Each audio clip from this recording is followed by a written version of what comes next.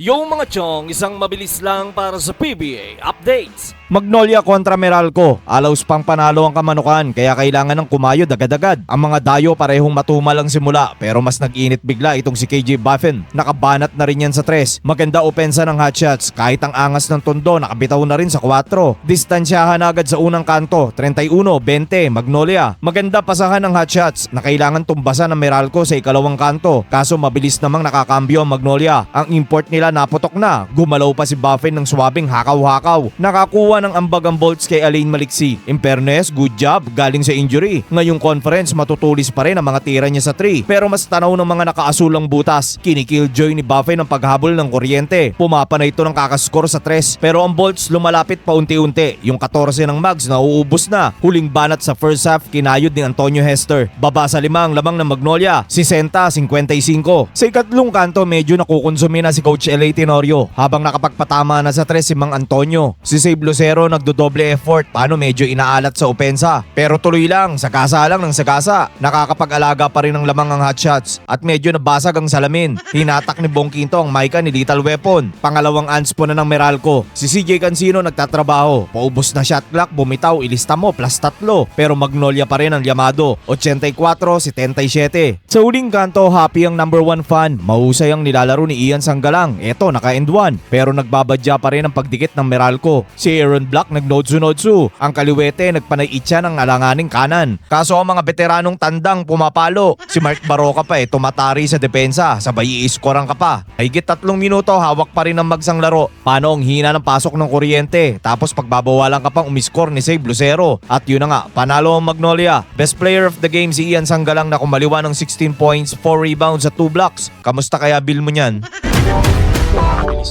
Blackwater kontra Ginebra. Ang buena mano sa talaan, 4 ni Riley Grigsby. May depensa din agad ang mga tanggero. Naka-score na rin ang madalas mabash ngayon. Habang napasa wakas naman ang mga naghihintay na tumulis na uli itong si Holt. Sa pabango, minamalas pa rin sa bola si RK Ilagan. Butit nakakaambag si CJ Austria. At itong si Kentrell Barkley malakas pa rin kumaliwa. Nakakaluwag-luwag ang barangay. Pero nadadaan sila sa sipag ng pabango. At sa 3, nabibigyan ng libreng espasyo. Di masyadong swabe ang opensa ng Jeans. Pero ang kagandahan lang, si Stephen Holt tumatama.